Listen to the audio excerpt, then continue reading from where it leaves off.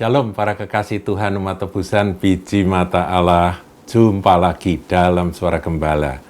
Saudaraku, kali ini kita akan melihat firman Tuhan dalam surat 1 Yohanes pasal 2, ayat yang kelima dan keenam. Saya bacakan. Tetapi barang siapa menuruti firman-Nya, ini penting saudaraku, menuruti firman-Nya, di dalam orang itu sungguh sudah sempurna kasih Allah. Jadi kalau kita mau sempurna menikmati kasih Allah dan hidup dalam kasih Allah yang sempurna, itu cuma satu jalannya, yaitu menuruti firman-Nya. Dengan itulah kita ketahui bahwa kita ada di dalam Dia. Saudaraku, kita sering bilang ya, aku hidup di dalam Kristus, Kristus hidup di dalamku, menggenapi apa yang Tuhan katakan, tinggallah di dalamku dan aku di dalammu gitu. Tapi caranya cuma satu, yaitu di awal dari kalimat tadi, ayat 5 tadi. Barang siapa menuruti firman-Nya. Jadi saudara kalau nggak baca firman, sudah nggak ngerti apa yang menjadi kehendak Tuhan. Baca firman, Anda ketahui, tapi bukan sekedar baca dan tahu. Turuti itu. Lah, kalau saya berkata, susah Pak, nuruti firman. Ya memang siapa bilang mudah. Itulah sebabnya Tuhan berkata, karena kamu ini lemah, kamu ini tidak sanggup, aku memberikan seorang penolong yang lain, yaitu Roh Kudus, supaya kita dimampukan. Tapi kita harus rela dan kita mau belajar terus. Rendah hati, belajar untuk menuruti firman. Kalau gagal, ya minta ampun dan kita terus bergerak maju. Paham ya, saudaraku ya?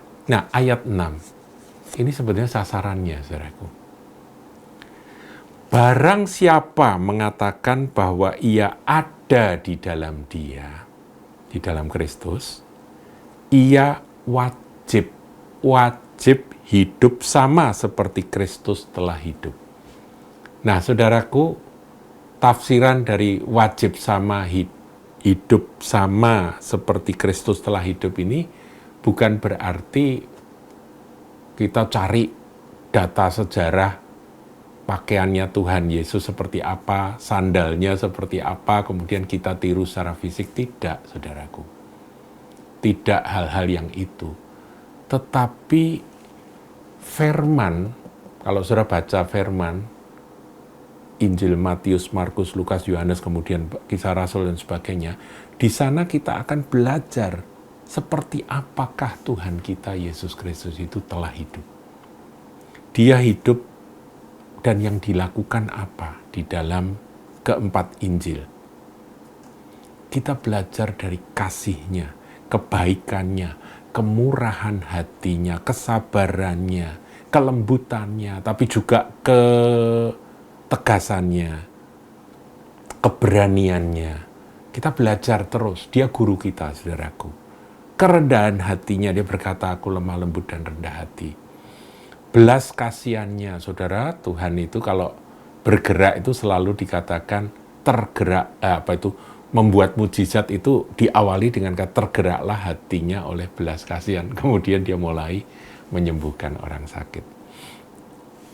Kerelaannya untuk berkorban yang sampai pada puncaknya dia naik ke kayu salib untuk nebus kita sekaliannya. Jadi, saudaraku, kita harus belajar seperti Tuhan Yesus. Seperti Yesus, itu saja ku pinta dalam jalanku sampai ke surga. Saya mau seperti Yesus. Inilah Kristen, saudaraku. Kristen itu ya istilah ejekan di mana ini pengikutnya Kristus gitu. Ya betul, kita ini mengikut jejak anak domba. Dia pikul salib, kita pikul salib. Dia sangkal diri, kita sangkal diri. Dia mati di kayu salib, kita pun mati bersama dengan dia. Mati keakuannya. Sehingga akhirnya kita bisa bersama-sama dengan Rasul Paulus declare, berkata, hidupku bukannya aku lagi, melainkan Kristus yang hidup di dalamku. Dan hidup yang kuhidupi di dalam daging ini adalah hidup karena kasih dari Dia yang telah menyerahkan dirinya bagiku. Jadi mari saudaraku, kita sederhanakan akan kekristenan kita dengan fokus kepada Dia. Pelajari keempat Injil, hidupnya Kristus seperti apa. Ikutilah, step by step, bertumbuhlah di dalam karakter menuju keserupaan dengan Dia. Tuhan Yesus memberkati.